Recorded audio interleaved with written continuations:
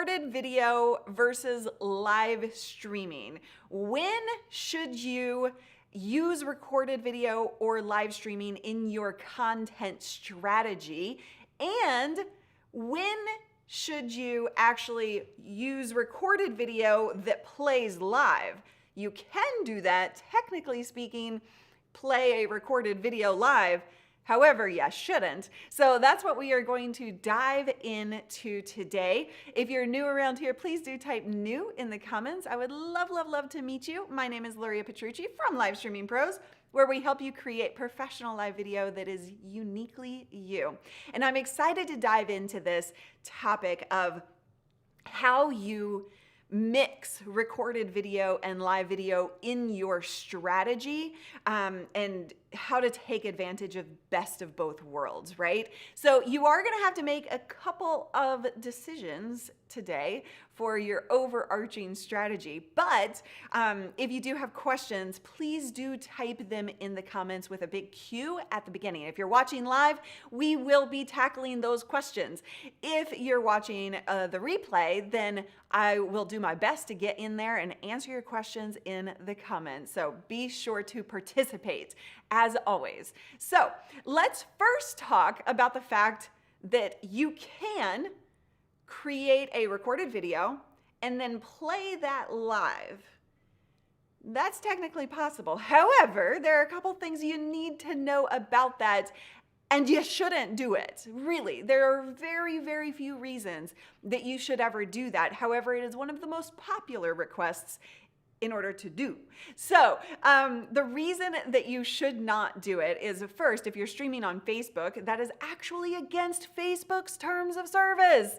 So they do not want you playing a recorded video and acting as if it is live. And so it's against Facebook's terms of service. It's not against YouTube's terms of service that I know of. However, there are other reasons why you should not do it. It breaks the trust of the viewer. Can you guys imagine? And I want you to, like those of you watching live, I want you to comment here, because can you imagine if, you know, I just had recorded this video and I never called out anyone's name and I never participated with anyone. You kept talking to me in the comments like I was live, and I'm never talking back to you, right? So it's very frustrating for an audience member to never get that conversation going. Not only with them, but for anybody who's talking, right? We actually will be talking about recorded video tomorrow on the show, so be sure to join us live for that, or click the link in the description for how to do it inside of Ecamm. That would suck, Consult a Blind Guy says, right? Katrine says, no, you shouldn't do it because in the cause of authenticity, right? Recorded live video is kind of fake. Exactly my point. Thank you so much for saying it so much better than I did. You do not want to play a recorded video live because you will break that trust. It causes people to not want to show up to your live streams. So let's say you get in the habit of doing recorded videos live, then you go off and actually do a live video. Guess what? Nobody's going to show up because they know you're not live, because you've never talked to anybody, you've never interacted with anybody. It's not appealing to people. They show up live because they want that personal attention, their questions answered, the conversation. There's a reason that live is live, in other words. So that is why you should not do recorded video live, even though you can do it. Now, hold on just a second, Art, because a couple people have said yes, this. So let's see what Art said. Suppose you had a 5-minute explainer video and ran it live, then had a Q&A after the video. Yes, you can absolutely do that. If it's a mix of recorded video and live, totally fine. So you should, like in many cases, you should have some recorded video that you're adding to your live stream. That's the key difference, is that you're adding in recorded video to a live stream where they are getting the connection. So you can absolutely do that. Highly recommend it. But the only reason you should I can't even say that. There's no reason you should play recorded video live. However, some of our students have done because they're on a weekly schedule, and some of our students have used the pre-recorded function to deliver a live video, but where they're in the chat room, but maybe they're at the airport or something like that. They can't be live. So they're just commenting in chat, and it's very clearly stated that this is not a live video, but they are there to support the student or the viewers. So that is an option. However, I still don't recommend it. Okay, this is a great one. Before we get off of this topic and talk about how to balance recorded video and live video, I like this question from Anthony. What about webinars that are not live but lead one to think that they are that they think they are, or they're just not explained? You know, it's a total personal choice on that. Webinars, I feel like, are a bit of a different thing. However, I never, ever, ever, ever, ever do a recorded webinar and act as if it's live.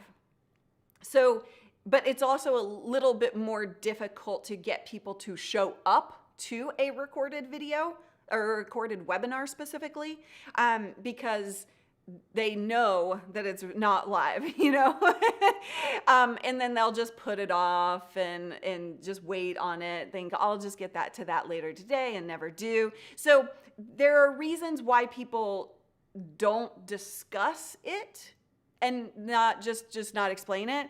I personally don't like that at all. I like to be very clear about what's live and what's recorded, just because I feel like it breaks trust. You know, like I feel like once you figure out that you're showing up for something that you think is different, it just feels a little weird to me. So I personally never do that, and I recommend anytime you're doing anything live, you treat live as special, you know, so that people do feel that special connection and that ability to have a conversation. So in our webinars, traditionally speaking, we haven't run webinars in a little while, though we will start again. But we've converted at 34% on our webinars, where the industry average is about 5%, 3 to 5%. So that is because I treat them live and I treat them like a live stream and having conversations, right? Yes, I know, right, Brian? I would hope that Live Streaming Pros is actually live, right? I would too. Okay, so let's move on to the topic of when you should live stream your content and when you should record your content. And I want you to ask yourself this, and I would love for you to participate in the comments by answering these two questions. First and foremost, is your content searchable? Yes or no? Is it searchable content that you're creating, or is it more relaxed and it's not something that people are searching for? Maybe it's more community-based. And which platform are you streaming to? What is your primary platform? For us, it's YouTube for sure. We used to be on Facebook, and then we moved over to YouTube for our primary purpose. And when you look at YouTube specifically, content really's gotta be searchable to grow on YouTube, unless you're like a unicorn, unless you're just magic. So if you have searchable content and you're doing that on YouTube, then you need to be very strategic about your live video versus your recorded video. So before I explain that, let me take a look at here. We've got searchable, primary YouTube, but some Facebook, fair enough. We've got, yes, so it is searchable and it's YouTube. Brian is doing Facebook and YouTube. Why, thank you, Matthew. It's not even complete yet. I still have a ton to do in here. All right, so lots of great answers regarding how you are approaching content. So if you are, like I said, using YouTube and you're creating searchable content, then you can actually get live streams to rank effectively on the replay. But you have to treat it differently than you would a normal live stream. You'll see that in this video, if you were watching live, I goofed off with you at the beginning of the video. We had a countdown timer. I hung out with you. We played with the, Abby cam. I don't know where Abby went. Abby moved. But we were goofing around at the beginning of this stream, but yet the replay viewers, you'll never see that because we trim that off for the replay so that it is built for the replay, right? So when I stopped goofing off with you guys and just hanging out and chatting, I actually stopped, paused, and then I started the stream for the replay. So if you are going to get rankable, searchable content on live video, you do need to treat it in the format that will work for that replay. Because I guarantee you, it is not going to do your channel very good if you have a 10-minute countdown timer, a whole bunch of goofing off before you ever get into the topic. Because when people are watching a replay, their mindset and their intention is very different than if they're watching a live stream. So you have to think in advance and prepare for what you want to do with it after the fact. You have just I can't even say that. Explained the why for YouTube. Agreed. Exclipate. I'm just going to give up. Okay, so you either have to, in terms of your show flow, meaning the structure of your stream, you want to either have less engagement. You start off the entire stream, no countdown timer, no nothing, if you don't want to trim it, and you just go. You just start it like as a recorded video and you just go. You engage sometimes, but you don't over-engage because that is annoying for a replay viewer. Or you do what we do and trim it, right? So you just need to prepare yourself for how you're going to approach that individual stream for what you want it to do on the other end. Now, if you're, using Facebook, then that is not necessarily searchable content. However, search does have a play in Facebook. It's not a huge play like YouTube, but it does play. And on Facebook, it's more about the description of that video to catch people live, and then optimizing that after live is over. On Facebook, we also trim off the countdown timer, but we don't do as much in terms of editing that we do maybe on YouTube. However, with Facebook, you're able to actually play a bigger game if you have an ad strategy and you're streaming on your page, right? So again, if you're going to do that and you're going to run ads to that content to gain more viewers or to offer something or whatever, then you need to think about that end result on Facebook in order to build it out for your live stream. So as you're starting to see, live stream isn't just all fun and games, although it can be. We'll talk about that in a second. But you do need to prepare. You need to have intention with your content, right? So what is your strategy? Is it to build an audience with recorded searchable content and then live is like an addition to your community? And so what that would look like is people subscribe to your channel, Facebook, YouTube, whatever, because they want shorter videos. They're subscribing for a bunch of recorded, shorter form, tight videos. And then they get live. Like they get an edition of live once a week or so just to hang out with you. Or are you going the opposite and your live is your primary form of content and you're spattering in some recorded video? So you need to decide on those two different strategies in order to understand how you mix the two. So for us, our strategy, obviously, since we are live streaming pros, we do a lot more live than recorded video. People are subscribing to us primarily for live if they've come in a different way to us, but they're also subscribing to us for recorded videos because we're creating searchable content in our recorded videos. We unlist anything that isn't going to attract a new subscriber searching for content. We actually don't keep that public so that it doesn't hurt the growth of our channel. So it's all about intention of the viewer and what they are looking to achieve with you, what they want to consume from you. So there's a little bit of a balancing act that you got to go through in order to understand who they are and what they're looking for, but also training your audience to understand who you are and what you want to deliver. So there's a bit of a balancing that as well. How we mix live and recorded is vital. 100% integrity, authenticity equals a quality brand. I love that. How do you mix your live and recorded video? Please do share that and let us know. Susan says, Facebook ad strategy for the win. Yes, it's huge and it helps our growth for sure.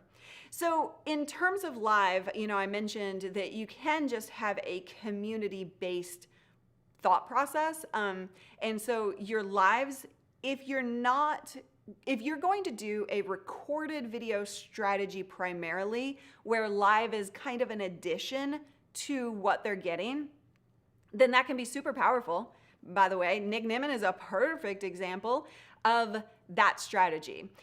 Recorded videos primarily, and he does once a week live community-based Q&A, hanging out, support, like he helps people grow their own channels. So that live component is an addition. So you can absolutely do that, and that plays really well together. Or if you are going to have more of a live-based strategy, and that's your primary form of content, then you need to get really specific, like I was talking about earlier, with the flow and knowing what the intention of that video is on the replay.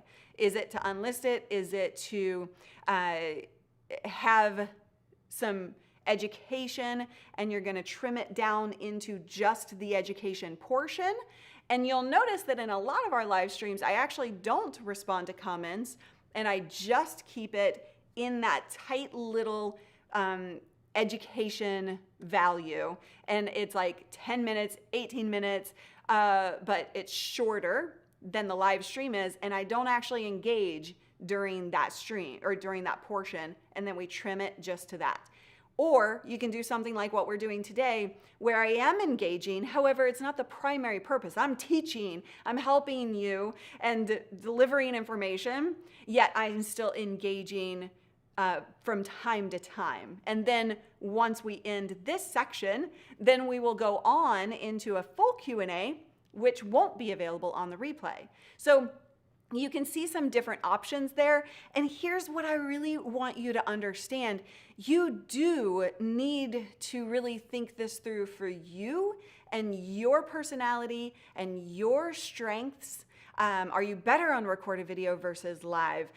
What is your audience like better? What fits with your content better? So it's wrapped up into the uniquely you concept. And I really want you to focus on building out your content strategy, not just based on what everybody says you should do, but what works for you. Sometimes that takes trial and error. It's not always an open, closed answer like you know right away. Sometimes it does take a little bit of playing around and figuring it out. But I really want you, with everything you do when it comes to your live video strategy, to think about your personality, your business, your content, and make adjustments. Because when you add your magic on top of what I teach, you are going to see so much bigger results, and it's going to prove to be so much better for your growth. So if you want to dive into the Uniquely You concept a little bit more, I do have a podcast called Uniquely You, where we do dive into how you tap into you and how you present you out to the world, whether that's in your life, your content, your business. And I would love to help you explore the finding of who you are and how you tap into that true authenticity, not all that fake stuff that's going around these days. So if you have any questions, please do type Q in the front of your question. We're going to go into Q&A, but if you're watching the replay, just know we are live Tuesday through Friday on this channel at 10 a.m. Pacific, and we would love to answer your questions. I'll see you next time.